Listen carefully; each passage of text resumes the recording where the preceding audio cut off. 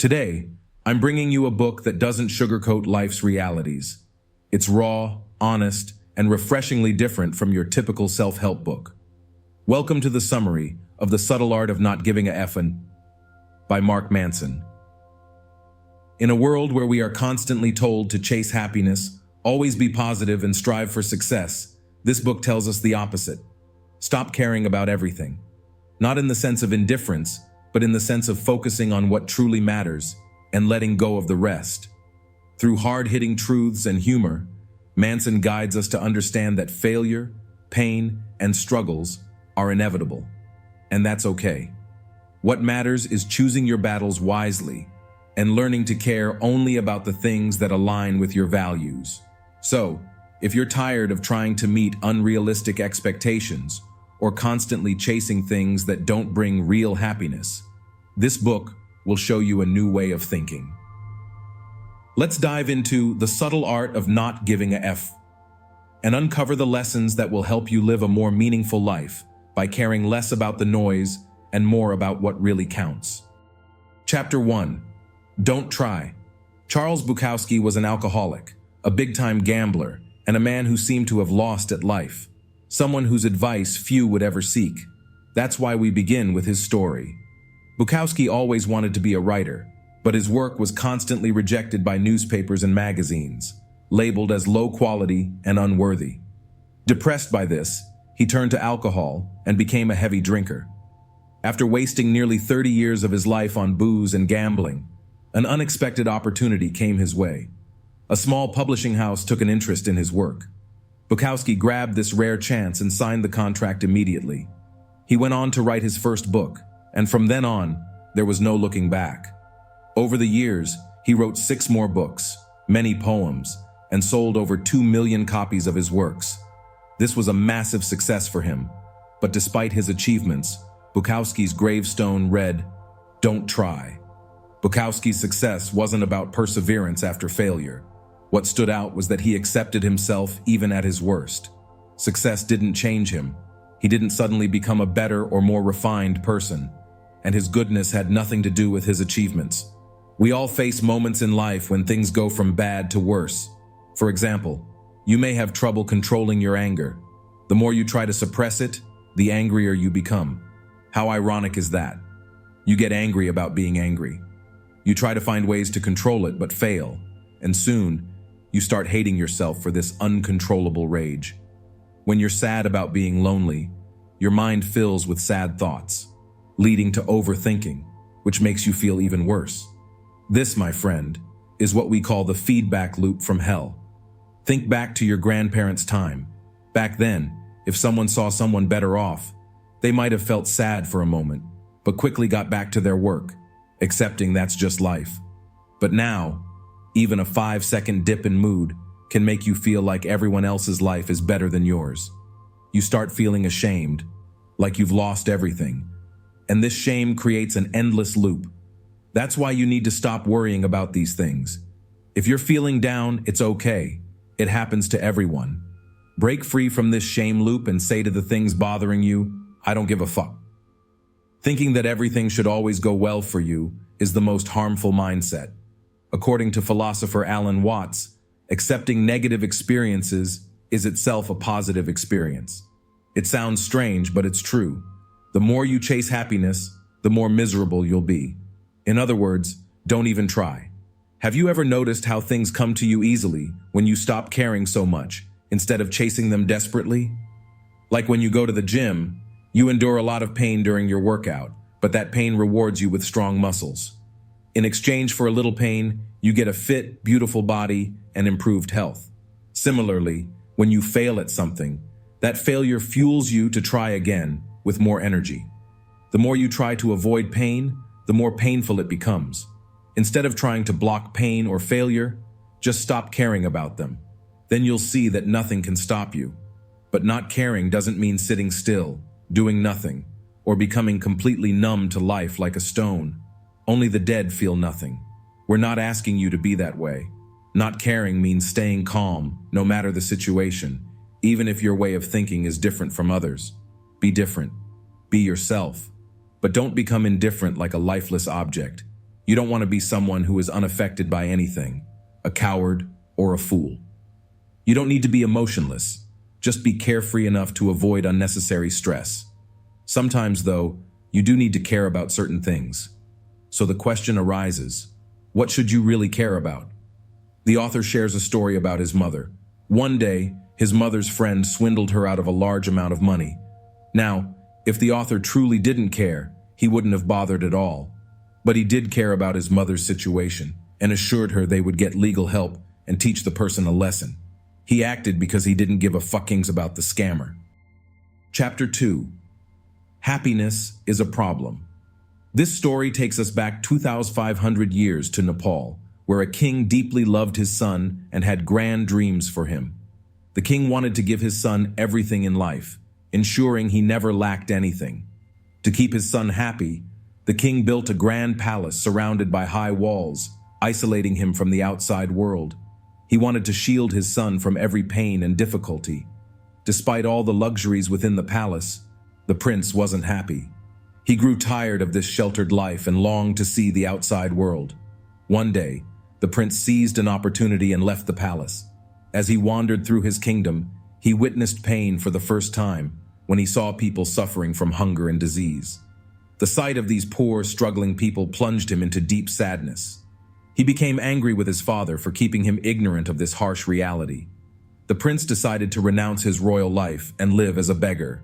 Without telling anyone, he quietly left the palace and went into the forest. After spending several years in the wilderness, the prince realized that his extreme austerities and fasting were pointless.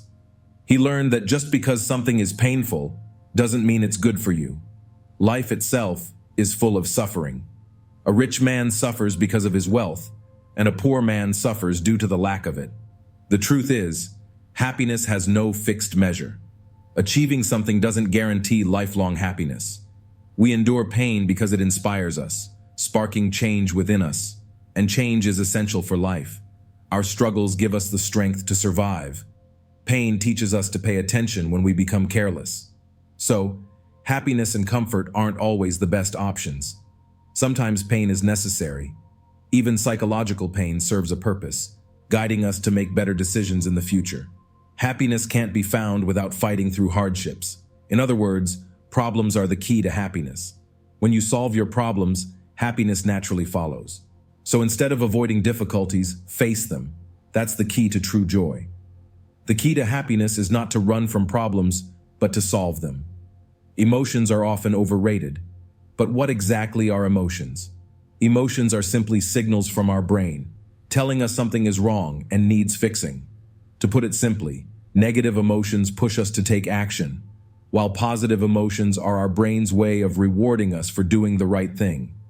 The real question isn't, what do you want in life? That's a common and unremarkable question.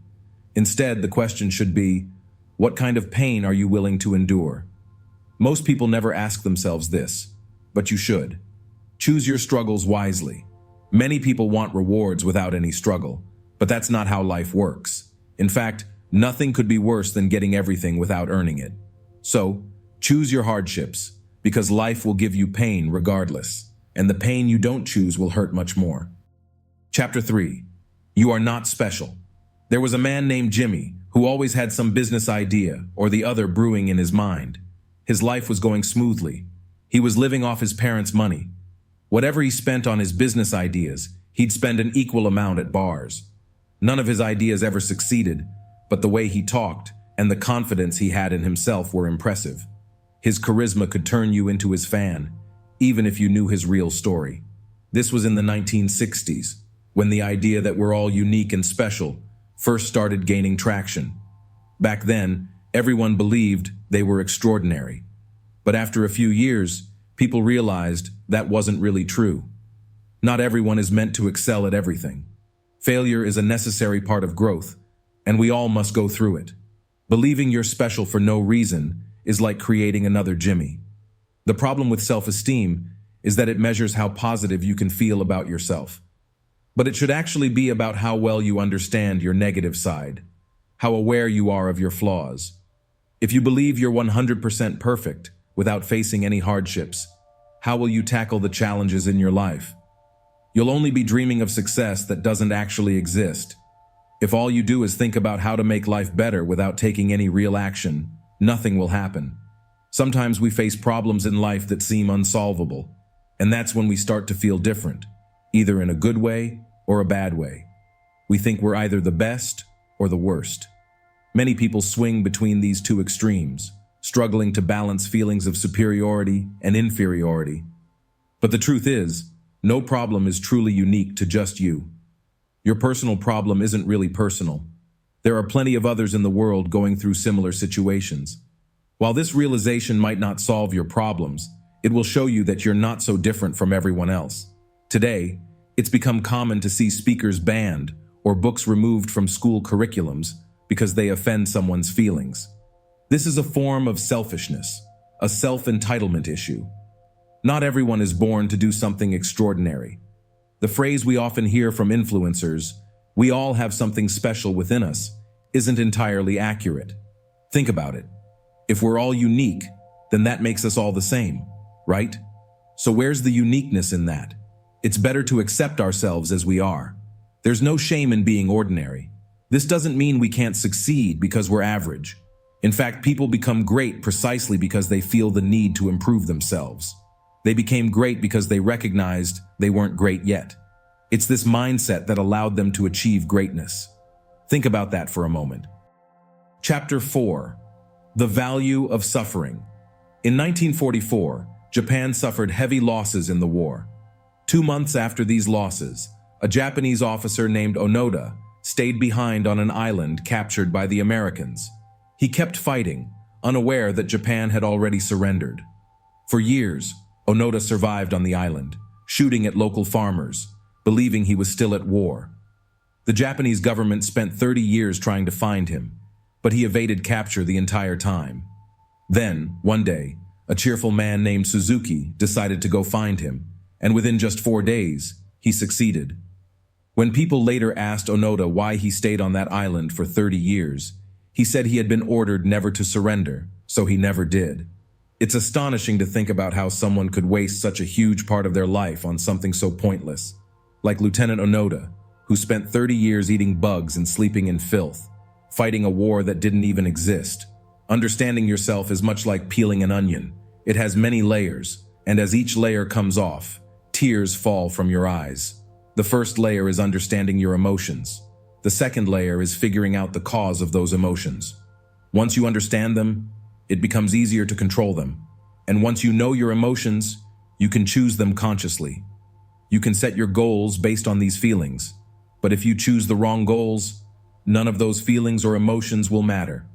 This is because we only value things that have emotional significance to us. There are some values that trouble many people, yet they offer no real solution. Happiness. Many people see happiness as the ultimate value. However, we don't do everything solely for happiness, and life is never perfect. Although people try, you will inevitably experience sorrow. If you constantly try to avoid suffering, you'll end up feeling even worse. Suffering is part of life, and the key is to find a way to learn from it. Material success. Success should never be measured by how much wealth you have, how beautiful your spouse is, or similar things. Instead, it should be based on your honesty, hard work, and love for others. Showing off your wealth doesn't make you superior. It just makes you look foolish. Always being right. Remember, we are humans, not robots programmed to be perfect in every task. Our minds aren't built for perfection. We make mistakes. What's important is learning from those mistakes instead of repeating them. No one is always right, and keeping track of how often you were right is pointless. It won't teach you anything new. Staying positive. While positive thinking has its benefits, expecting life to always be positive and perfect can lead to problems. In reality, life has many ups and downs, and you must accept this truth. If you don't, you'll end up stuck in a negative feedback loop. Trying too hard to block out negative emotions will only invite more negativity. When a negative thought arises, don't suppress it. Instead, think about how you'll deal with it if it actually happens. Chapter 5. You always choose. American philosopher. William James was deeply troubled by life. He faced numerous problems. He had eye issues, hearing loss, and several other life-threatening illnesses. These ailments kept him confined at home for most of his life. He had a passion for painting, so he spent his days creating art. However, no one believed he was capable of producing good paintings. His father went to great lengths to get him into medical school, but James abandoned everything and embarked on an anthropological expedition to the Amazon rainforest. Strangely enough, his health improved during the expedition, but then he contracted smallpox and barely survived. James was forced to abandon his expedition while his colleagues continued. He was left stranded in South America. Somehow he made his way back to New England, where his father, already disappointed in him, was waiting. After enduring a lifetime of hardships, one night, James made a decision. From now on, he would take full responsibility for his life and do everything he could to change it. He even resolved that if he failed, he would take his own life. In the end, William James became the father of American psychology. His story teaches us that we must take responsibility for our actions and choices rather than relying on others. Now imagine your life partner, whom you love dearly, tells you that you must lose 30 kilos in a week, or they will leave you. Just hearing such a demand would leave you feeling overwhelmed, right? Let's say you start going to the gym, eating healthy, and actually manage to lose the 30 kilos. How would you feel? Pretty amazing, right? But why do your feelings toward your partner change? Because you didn't choose to do it for yourself. You did it because you were told to. However, when you choose to do something on your own, you give it your all, no matter how tough it gets. And after overcoming the challenges, you feel a great sense of satisfaction. That's why it's important to choose your own struggles, because life will always throw problems your way, and you never know when or how they'll appear. Obsessive-compulsive disorder, OCD, is a neurological and genetic disorder that has no definitive cure, although it can be managed to some extent. So how do people suffering from this disorder manage it? The answer lies in changing their mindset. For example, people who are constantly afraid of germs and wash their hands repeatedly must learn that no matter what they do, germs will always be around them. They can't eliminate them completely. Others who compulsively tap in the same spot out of fear that their family will die if they don't must understand that death is inevitable. Everyone who is born will eventually die, and there's nothing they can do to stop it. Instead of getting caught up in obsessive thoughts, they can focus on more meaningful aspects of life. When such thoughts arise, don't suppress them. Let them come, but try to redirect your thinking. People who learn to live with these thoughts, instead of losing hope, can improve their lives significantly. Chapter 6. You're wrong about everything, and so am I. Incomplete memories are a real problem. You believe something wholeheartedly, only to discover later that it was false. A distorted memory embedded in your mind.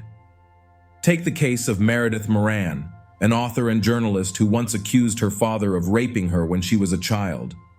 This memory suddenly surfaced in her mind one day, tearing her family apart. Years later, the truth came out. It was nothing more than a figment of her imagination. It wasn't too long ago that scientists believed fire was made of a substance called phlogiston, and some women thought that rubbing dog urine on their faces would keep them forever young. When you fall in love, you dream of spending your entire life with that person.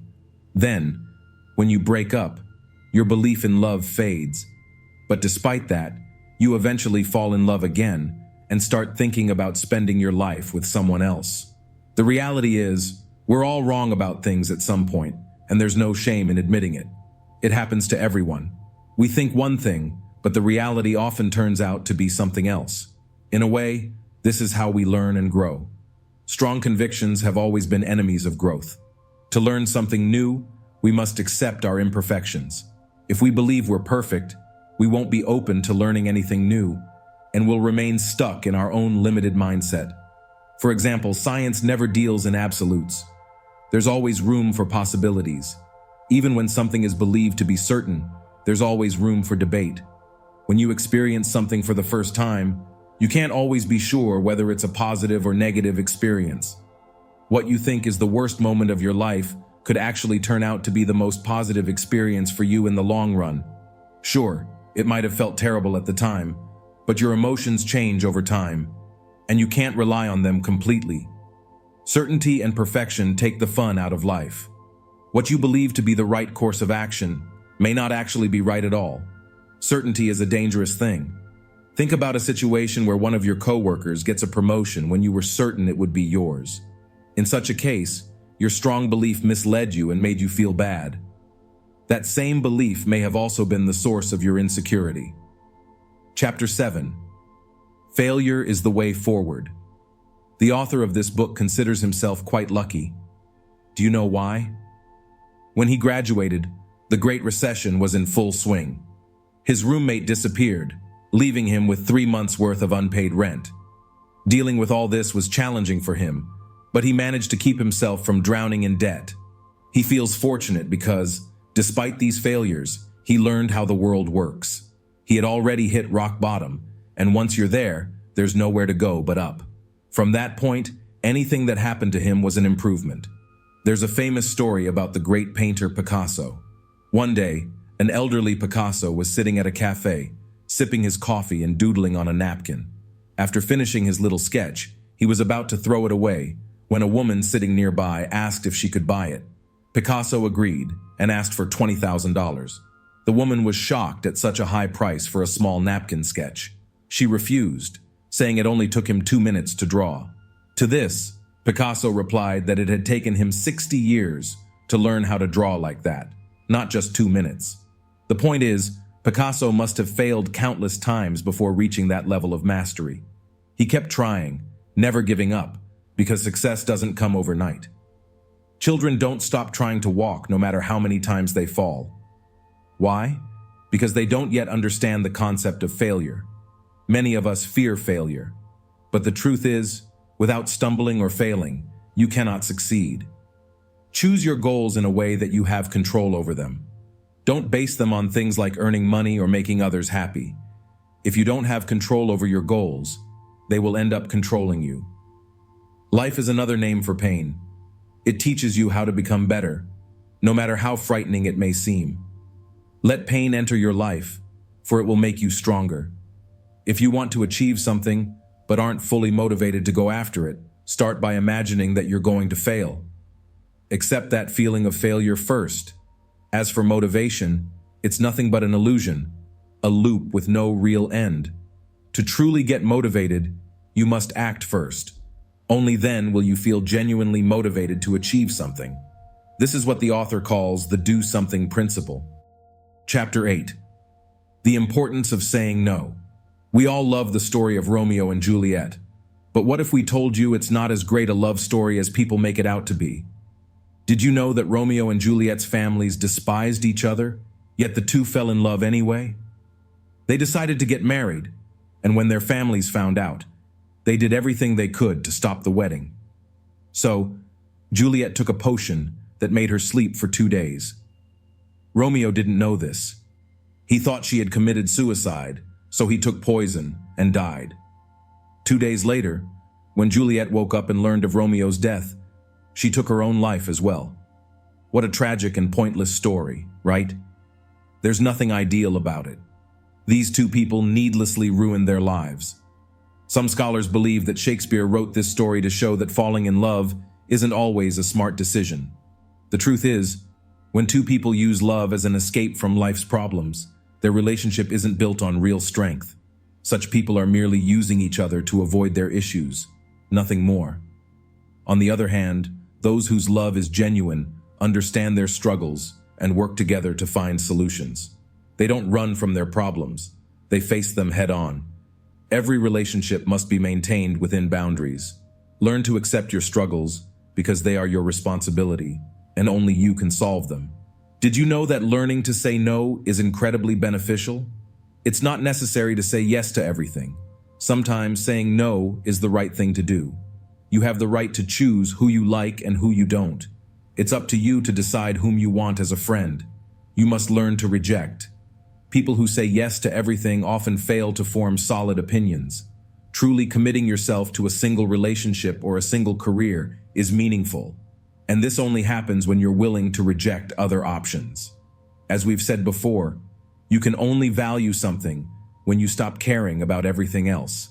In any relationship, if you rely on lies, the relationship cannot be genuine. Complimenting your partner just to flatter them may make them happy in the short term, but it's not honest. It's better to be truthful with yourself and your partner. If something about your partner bothers you, tell them directly and expect the same honesty from them. Pointing out each other's flaws helps you work on them, not hide them. Arguments in a relationship are normal. They strengthen trust. Dishonesty only enters the picture when someone finds another person more important than their partner, when someone else fulfills a need that the partner doesn't. What's the point of a relationship if you have to cheat or lie to your partner? If your partner hesitates to share their feelings with you, then that relationship is built on lies, not trust. There's no real strength in such a relationship, and you can never truly trust it with your eyes closed. Chapter 9. And then you die. The author had a friend named Josh.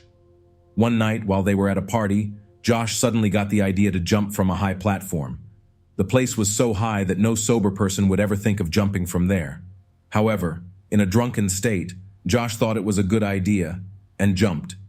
Below the platform was a large lake, and Josh fell straight into it. Unfortunately, he drowned and died. This event had a profound impact on the author, who carried the grief for 12 years, sinking into a deep depression. One night, the author dreamt of Josh saying to him, "Why are you so concerned about my death when you're dying a little every day?" The author then realized that what happened to Josh was beyond his control. He couldn't change it, yet he had spent all those years feeling responsible for it, ruining his own life in the process. He understood that death is inevitable. It comes for all of us one day. But we cannot stop living today because of the fear of death. His friend's death had, in fact, made the author a more responsible and better person. The greatest truth of life, death, had taught him how to live. Although the author still had insecurities in his life, the difference was that he no longer cared about them. He had learned that life is short and should be lived joyfully in every single moment. We all fear death, but we forget that it is unavoidable. If there were no death, what meaning would life hold? Embracing the reality of death and living fully in every moment is what true vitality is all about. But the most important question is, how do we live before we die? How will the world remember us after we're gone? There's a theory called the butterfly effect, which suggests that the flapping of a butterfly's wings in Africa could cause a hurricane in Florida. One small action from you could make a big impact on the world, but it's up to you to decide what that action will be. Most people ignore this question because they either find it too difficult to answer or they simply don't know what they want to do with their lives. Ignoring this question means living without direction, merely going through the motions of life. Believe that you are great, even if you don't have immense wealth or aren't yet successful. Just by believing in your greatness, you will strive to become better. Whatever you do, you'll do it with perfection. You will become what you choose to be. And one day, like everyone else, you will die. You can't escape this truth. But remember, death only comes to those who have lived. Be grateful that you got the chance to live. Life is short, and we can't control everything. But what we can control is how we choose to face it, whether we embrace the challenges or run from them. We all will face the same inevitable end, death. But until then, let's choose to live fully, embrace our struggles, and stop giving up about the things that don't matter.